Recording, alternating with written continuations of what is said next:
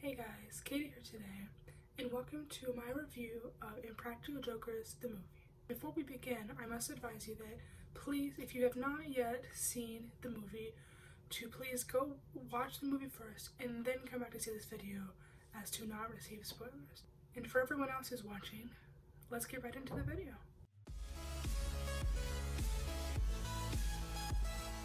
Okay, so Impractical Jokers, the movie, released on February 21st, and so it has now been in theaters for about 2 weeks. This coming weekend will be its third weekend in theaters. The first weekend that it was in theaters, many of you probably know that it was only in a select few theaters across the United States, and it was not playing in my hometown, which I didn't expect it to because I live in a fairly small area. But it was playing originally in a city about 2 hours away from where I live. And I was like, well, we can go to that one. But then it wasn't working out well. And at the last minute, a theater began to play this show that was only an hour away from where I live. And so my best friend and I are both huge Impractical Jokers fans. And we've been waiting for this movie for over a year when we first found out that they were making a movie. And so we got in the car and we drove the hour away, out of state even, to see the movie on the opening weekend.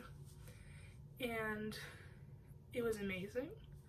And then we came back home, and the second weekend, which was this past weekend, our theater in our little hometown began playing the movie, and my best friend Hannah, you may know her on the channel here, was not able to go with me, so I went alone at 10 o'clock at night to see the movie for the second time. And I will tell you that the second time the movie was just as funny, if not more funny, because you miss things the first time, and each time you see the movie you pick up on more things that you've missed, and it makes it that much better. And so even though I was watching the movie alone the second time, it was still a great time, and I still had a lot of laughs. And then this coming weekend, which will be the movie's third weekend in theaters, this is also the weekend of my friend Hannah's birthday. And so I'm hoping that maybe we'll get to go see it again. It'll be her second time to see it and my third time to see it. And I'm excited because I'm not a big movie person, but this is a movie that I could watch over and over again. But so, as far as my review for the movie goes, I mentioned that I've now seen it 2 times, and both times I've seen it, I've absolutely loved it. It's very enjoyable. Some parts of the movie had been so-called spoiled to me, whether it was by the guys or by fans who had seen it before I had on that opening weekend.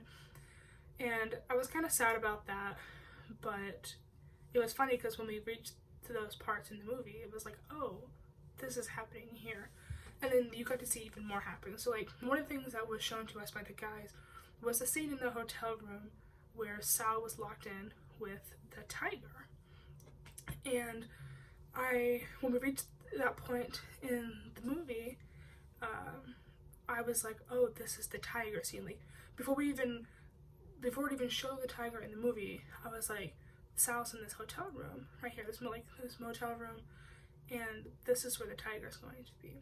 And then it was. And then, like, we'd only seen like a portion of the clip from the spoilers that they'd shown us, and we got to see the whole thing in the movie, and it was a lot of fun. It was really scary. Like, if I was in that situation, I would have been absolutely terrified, but I did enjoy that scene. And then there were plenty of cameos in it, like Will Ferrell. Some of you noticed that too. This was spoiled to me by a fan, actually. Like, I was searching through Twitter because Murray had posted, like, right before the movie was playing for me, and I'd seen a spoiler that Will Ferrell was in the movie. And even though I knew it, I almost missed him because he's only in the movie for like a split second, and he's kind of like behind some people. He's at like a table. And so I almost missed him, and I knew he was there. And whenever I saw him, and I was like, oh, there's Will Ferrell.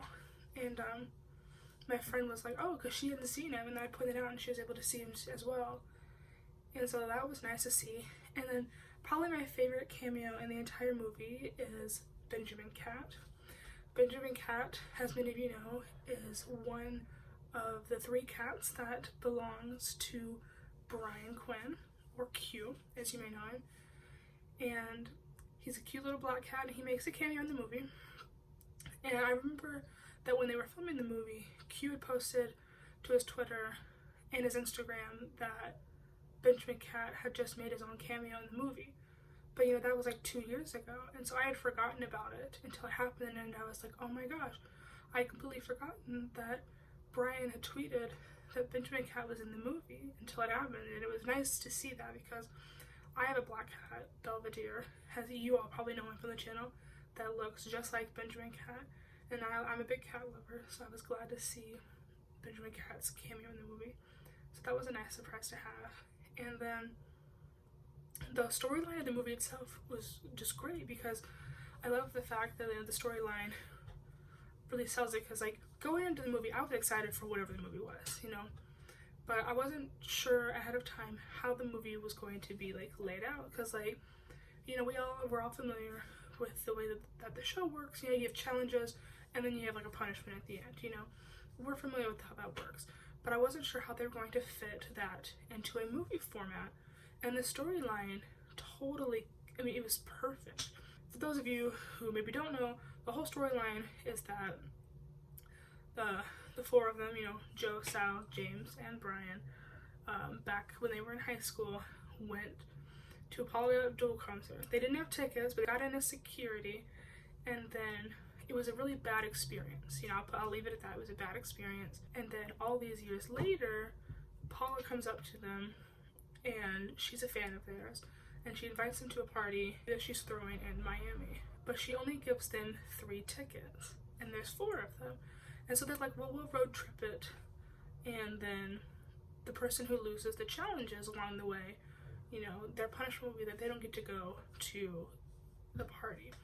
And so it goes on their road trip, and they take the Ford Crown Vic that Q actually owns now. Some of you may know the name as Grandma Lucia. And so they road tripped from New York down to Miami, Florida, and along the way had multiple challenges, and they were all hilarious. And there were some like more punishment types along the way, and I don't want to spoil a lot of it. I'm sure most of you who have seen this video have probably seen the movie already, and if not, well, then you've received plenty of spoilers, and I hope you go see the movie soon, because it's very enjoyable. But the movie overall was incredible. Like I mentioned before, I'm not a huge movie fan. My mom always, or my sister, or my friends, they always want to go see movies. They want to see movies. They're like, hey, Katie, do you want to go see movies? And I'm like, no, not really. I'm not really that big into movies. But this is a movie that I was so excited for so long. And that's very unlike me to be excited over a movie, and then to not only see the movie one time, but to see it over and over again. And so I encourage everyone who has seen the movie to see it again. And for all of you who have not seen the movie, to please go see the movie, because you're missing out on a lot. The movie is incredible. The storyline is great. The challenges are great. I laughed so hard the first movie that when we left the theater, my face hurt. And the whole theater was laughing so hard that you would miss parts of the next joke because people were still laughing. Because it's just joke after joke, so much laughter in the movie. And that's another reason why I think you should see it multiple times, because of all the laughing you do miss things that are said. You do miss smaller things because people are laughing. It's enjoyable, and it's a great thing that people are laughing that much. Don't get me wrong, like, I've laughed both times I've seen it, but you do miss things, and so I do recommend that people go see it again, at least a second time, to pick up on those things that you may have missed the first time. And also just because, it's enjoyable. It's not like going to see it a second time is going to hurt you, you're going to laugh some more, you're going to have a great time, it doesn't take that long out of your day to do, and it makes you happier at the end of the day. And so I do highly recommend that people go see the movie and that they see it again. that's really all I have to say about it. I mean, I feel like I should say more about it, but people who have seen it, you're familiar with what happened in the movie, and I do want to know. Let me know down in the comments below what your favorite part of the movie was. I want to know, and let me know what theater you saw it in, whether you went on opening weekend. Tell me, like, did you drive a long ways to get there? Or was it playing in a theater in your hometown, maybe? I don't know. Some of you may live in a big city where it played.